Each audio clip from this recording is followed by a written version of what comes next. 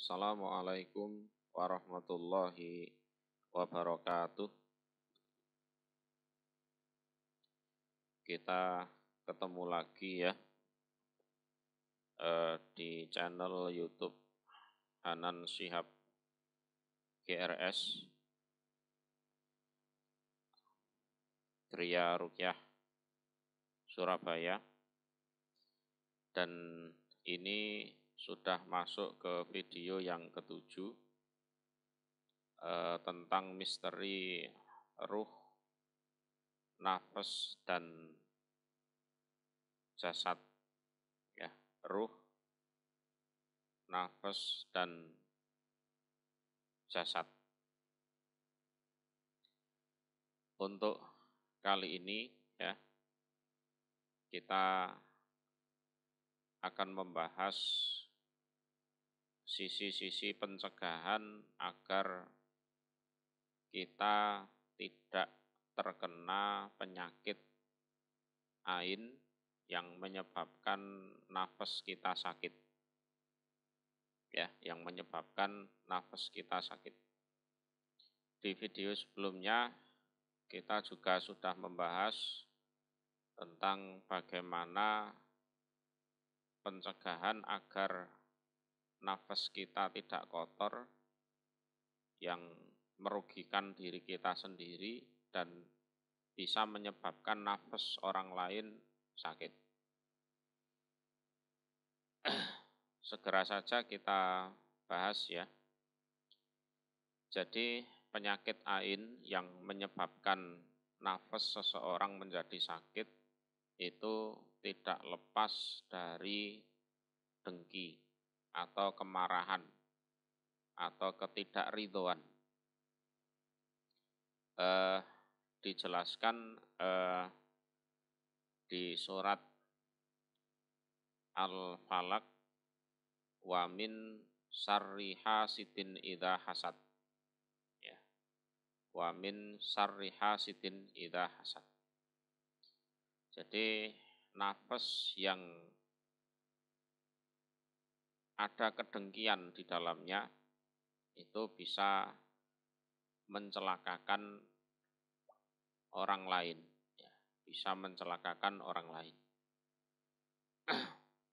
Ada juga ini di surat Al-Qalam ayat 51 ya. Wa in yakadul ladzina kafaru layusliku naka bi absorihim lamma sami'ud dzikr. Nah ini. Jadi orang-orang kafir itu berusaha merobohkan, menggelincirkan ya, Nabi Muhammad dengan mata mereka, dengan pandangan mereka saat mereka mendengar peringatan, mendengar Al-Quran. Jadi nafas yang jahat, yang benci, yang iri, disertai dengan pandangan mata, nah ini bisa mencelakakan. Ini bisa mencelakakan. Jadi wa in yakadul ladzina kafaru la yuslikuna bi absorihim lamma sami'ud dzikr.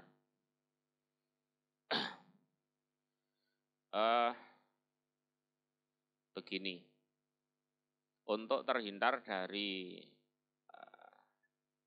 penyakit ain agar nafas kita tetap sehat, ya otomatis kita harus pinter-pinter menyembunyikan nikmat yang ada pada kita. Kecuali ada nikmat-nikmat tertentu yang memang harus diketahui banyak orang.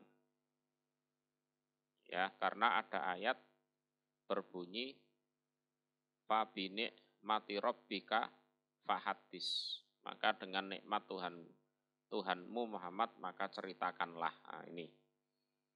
Jadi orang-orang yang seringkali jadi target atau sasaran ain ya, mata jahat atau nafas yang jahat itu adalah orang-orang yang secara ekonomi mapan, ya, kaya raya. Terus wajahnya juga ganteng, cantik, terus pinter, ya, terus supel, yes pokoknya apapun yang bisa membuat orang lain iri kepada dia. Termasuk kalau kita lihat sejarah, sekarang ini kan banyak bayi itu kan dikasih bedak. Ya. Itu sebenarnya sejarahnya adalah biar bayi itu tidak terkena ain. Ya, tidak terkena mata jahat itu. Jadi bayi yang lucu, yang imut, yang gemuk, menggemaskan itu wajahnya di lonteng-lonteng. Ya, pakai bedak memang biar tidak kelihatan manis anaknya. Sehingga tidak mengundang orang untuk iri, dengki, dan memuji yang berlebihan. Itu nggih, memuji yang berlebihan. Jadi ada nikmat-nikmat yang kita harus pinter-pinter menyembunyikan. Ya. Termasuk misalkan uang kita banyak, harta kita banyak, ya kita sembunyikan sebaik mungkin agar tidak mengundang iri dengki dari orang lain. Termasuk jangan menceritakan kesuksesan terutama masalah keduniaan ya pada orang-orang yang kehidupannya biasa-biasa saja. Contohnya begini, misalkan ada dua orang sahabat sejak kecil di desa, dulu ngarit bareng, menggembala kambing ya bareng, nyuri singkong di kebunnya orang ya bareng gitu. Setelah dewasa yang satu merantau misalkan ke Jakarta, yang satu ke Surabaya. Terus setelah hari raya dua-duanya mudik. Yang satu ini cerita, alhamdulillah saya merantau ini berhasil, pabrik saya 5, istri saya 4, anak saya sekolah di luar negeri, kuliah di luar negeri, mobil saya 5, terus karyawan saya 200 gitu. Terus dia itu niatnya ya baik, hanya bercerita kepada kawan lamanya itu. Sementara kawan lamanya di perantauan itu kehidupannya biasa-biasa saja. Kira-kira jenengan misalkan di posisi yang kehidupannya biasa-biasa itu kira-kira timbul rasa iri apa enggak? Kalau di posisi itu. Ya biasanya timbul. Lah ya temanku ini dulu cari rumput sama saya sama-sama, angon wedhus sama-sama, nyolong mangga juga sama-sama. Kok hidupnya enak, sukses, kok aku gini-gini aja. Itu biasanya akan timbul iri. Lah, seharusnya orang yang sukses itu enggak perlu cerita seperti itulah. Ya. Karena itu membahayakan temannya, karena sadar atau tidak sadar dia menanamkan rasa dengki pada temannya itu. Dan selanjutnya rasa dengki itu bisa menyebabkan dia kena ain dari temannya itu. Entah kena jasadnya dia, atau kena keluarga dia, atau kena harta benda dia. Jadi nikmat-nikmat yang sekiranya tidak perlu diceritakan ya ndak usah diceritakan, karena nikmat itu pasti diiringi rasa dengki dari pihak-pihak yang tidak diberikan kenikmatan tersebut. Ya. Tapi ada nikmat-nikmat memang yang harus ditampakkan. Ya. Jadi fabi nikmati rabbika fahadis, ya. Maka dengan nikmat Tuhanmu Muhammad maka ceritakanlah. Ini termasuk nikmat bisa netepi agama Islam, ya kan? Ya. Maka punya kewajiban amar ma'ruf nahi mungkar. Punya nikmat apa? Yes, sekiranya ya memang perlu ditampakkan. Nikmat ilmu itu ya perlu ditampakkan memang. Ini bukan dalam rangka pamer, bukan. Jadi dengan menampakkan kalau dia punya ilmu, harapannya orang-orang yang ada masalah itu ketemu solusinya, gitu loh. Ya, bukan kok sombong, itu bukan. Jadi mengaku alim, mengaku pinter, mengaku punya keahlian itu perlu. Bukan kok dalam rangka sombong, tapi dalam rangka agar orang-orang yang ada masalah itu ketemu solusinya. Ya, ketemu solusinya. Seperti tukang jahit, ngaku saja sebagai tukang jahit. Barangkali nanti ada orang yang celananya sobek, kan, bisa dibetulkan di situ.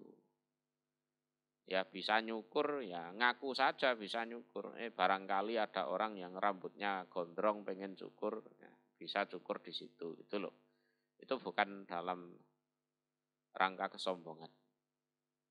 Terus apabila kita diberi nikmat oleh Allah, yang mana nikmat tersebut harus ditampakkan, yang mana itu berisiko banyak orang yang iri dan dengki terhadap kita, maka pencegahan yang terbaik, agar kita tidak kena penyakit ain, ya, sehingga nafas kita sakit, itu adalah takwa. Ya, balik lagi ke juz amma itu, qad wa nafsin wa ma sawwaha fa alhamaha fujuraha wa taqwaha. Nah ini bentengnya adalah takwa. Terus qad aflaha man zakkaha. Beruntunglah bagi orang yang mensucikan nafas itu. Itu benteng terakhir itu ya takwa itu. Dengan ketakwaan nafas kita bersih dari dosa. Karena nafas kita bersih dari dosa, nafas kita punya kekuatan untuk membentengi dirinya dari nafas-nafas yang durhaka. Itu ya, dari nafas-nafas yang durhaka. Lah, Nabi pernah bersabda, at-taqwa hahuna, at-taqwa hahuna, at-taqwa hahuna, gitu kan. Jadi takwa itu letaknya di sini. Nah, waktu itu Nabi mengisyaratkan, menunjuk dengan tangannya bahwa takwa itu ada di hati atau di kolbu. Lah, memang antara nafas, kemudian jasad, dan yang ketiga adalah ruh. Ini kan 3 elemen yang berbeda, tapi 3 elemen ini berkumpul, terhubung di suatu tempat memang, yang namanya kolbu itu. Ya, yang namanya kolbu. Jadi ruh, nafas, dan jasad, ya, itu terhubung di suatu tempat yang namanya kolbu.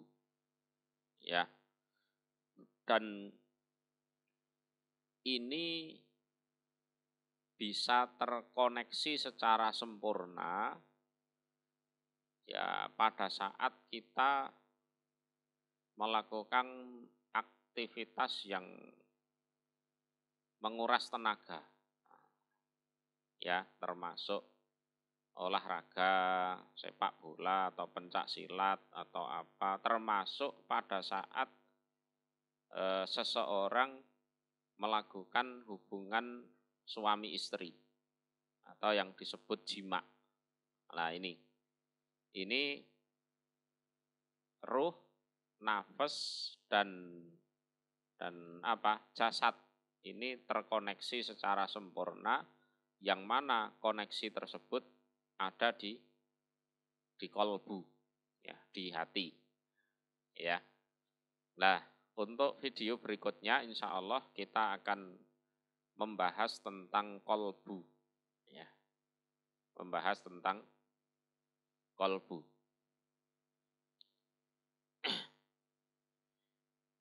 Untuk video kali ini kita cukupkan sekian. Apabila ada yang kurang berkenan, kami mohon maaf yang sebesar-besarnya.